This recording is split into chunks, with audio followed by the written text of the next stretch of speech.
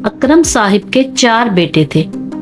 उन्होंने सब्जी मंडी में सारी जिंदगी काम किया और अपने बच्चों की अच्छी तालीम और तरबियत की। इनके इलाज मुआलजे पर कसीर रकम खर्च हो गई मगर जान ना बच सकी। वो अहलिया को बेटों के आसरे पर छोड़कर चले गए।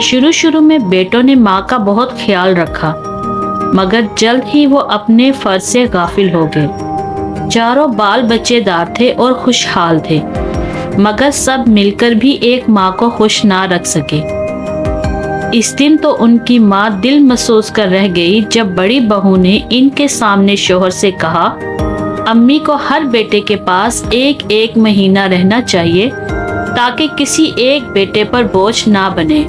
छोटे बेटे असगर को ये बात पता चली तो इसे अफसोस हुआ कि माँ जिसकी दुआ जन्नत की जमानत है भाइयों के लिए बोझ बन गई थी। वो भाइयों में सबसे छोटा और माली लिहाज से भी दूसरे भाइयों से कमजोर था मगर माँ की अजमत को समझता था और अपने भाइयों का रवैया देख देख कर कुड़ता रहता था। एक दिन बड़ी भाभी ने सबको अपने घर पर बुलाया। इस दिन अकबर की जेब में 50,000 रुपए थे जो उसने अपने एक दोस्त से उधार लिए थे ताकि मंडी में जाकर वालिद की जगह पर काम कर सके। मगर जब उनके घर पहुंचा और वहां दरपेश मसाइल देखे तो खुद पर काबू ना रख सका।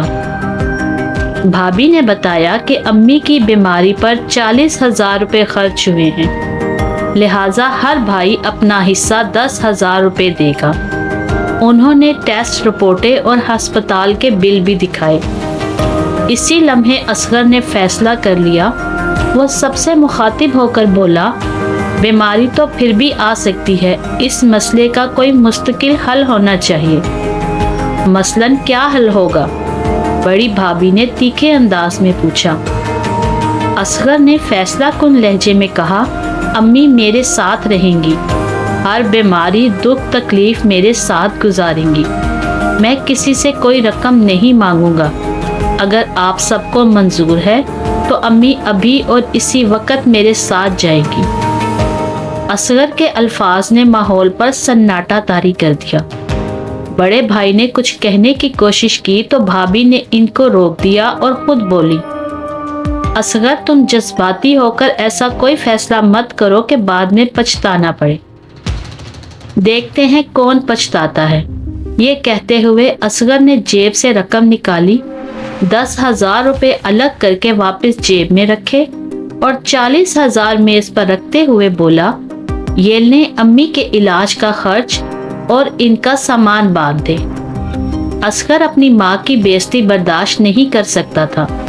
वो घर से काम के लिए पैसे लेकर निकला था मगर माँ की हालत देखकर इसने अपनी आखिरत का सौदा कर लिया था। असगर जब माँ को लेकर घर पहुंचा तो इसकी बीवी को शोहर का ये अमल पसंद नहीं आया और वो दोनों बच्चों को लेकर अपनी माँ के घर चली गई। असगर ने फैसला कर लिया था कि वो माँ की खातिर किसी का दबाव बर्दाश्त नहीं करेगा। असगर के हालात कुछ बेहतर नहीं थे, फिर भी इसने माँ की जिम्मेदारी कबूल कर ली थी। असगर के हक में उसकी माँ हर वक्त दुआएं करती रहती थी। असगर फलों और सब्जियों की मंडी में काम करता था। अपना काम शुरू करने के लिए इसने जो रकम हासिल की थी वो खर्च हो गई मगर इसने हिम्मत नहीं हारी और थोड़ी रकम से काम की इब्तिदा की थी और थोड़ी थोड़ी बचत करना शुरू कर दी। असगर की सास ने पैगाम भेजा कि वो बीवी की शर्त पर इसे ले जाए मगर असगर ने मना कर दिया और कहलवाया कि इसे अच्छी बहू बनकर आना है तो आ जाए वरना इसकी मर्जी है। इस तरह बात बिगड़ गई। खानदान के कुछ बड़े बीच में पड़े और असगर को समझाया कि माँ चारों भाइयों की जिम्मेदारी है, तुम्हारा फैसला गलत है मगर असगर ने अपना फैसला बदलने से इनकार कर दिया। दूसरी तरफ माँ के घर से जाने के बाद असगर के भाई दफ्तरी और घरेलू परेशानियों और बीमारियों से मुश्किलात में घिर गए।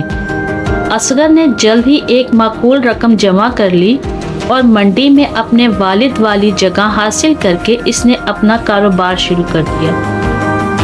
आस पास के दुकानदार दिन भर ग्राहकों को मतवज्जा करने के लिए आवाजें लगाते रहते, मगर असगर सुकून से बैठा रहता। फिर भी इसकी दुकान पर ग्राहकों का हजूम रहता। ये सब इसकी माँ की दुआओं और अल्लाह की रजा से हो रहा था। असगर मंडी से इतनी रकम कमाने लगा कि इसके सारे भाई मिलकर भी ना कमा पाते थे। वो एक खुशहाल ताजिर बन गया। जब सरमाए की रेल पेल हुई तो बीवी भी राजी होकर घर आ गई। अपनी सास से माफी मांगी और इनकी खिदमत करने लगी। असगर मंडी से कमाई गई रकम से लोगों की मदद करता और खुले हाथ से खर्च भी करता, मगर इसके पास कोई कमी ना होती। फिर एक दिन फहमीदा बेगम बीमार पड़ गई। इनके 2 बेटे शहर से बाहर और एक कंपनी के काम से मुल्क से बाहर था। चंद रोज बाद फहमीदा बेगम चल बसी। बैरूने मुल्क बेटे को तो इनका आखिरी दीदार भी नसीब ना हुआ। एक दिन जब पूरा खानदान जमा हुआ तो असगर ने 3 लिफाफे निकालकर अपने भाइयों के सामने रख दिए। उन्होंने लिफाफे खोले तो वो नोटों से भरे हुए थे। बड़े भाई ने हैरत से पूछा, ये क्या है? असगर ने दुखी दिल के साथ आंखें मलते हुए कहा, ये पैसे अम्मी के पास थे जो मैं उनको अक्सर देता रहता था। ये रकम चौंका माँ की मलकियत थी, इसलिए ये रकम आप तीनों में तकसीम कर दी है कि ये आपका हक है। वो शायद बज़ाहिर आपसे नाराज हो, मगर उन्होंने आप सबके लिए कभी बद्दुआ नहीं की। दुआ करें कि आपके बच्चे आपके साथ वो सलूक ना करें जो आपने अपनी माँ के साथ किया है।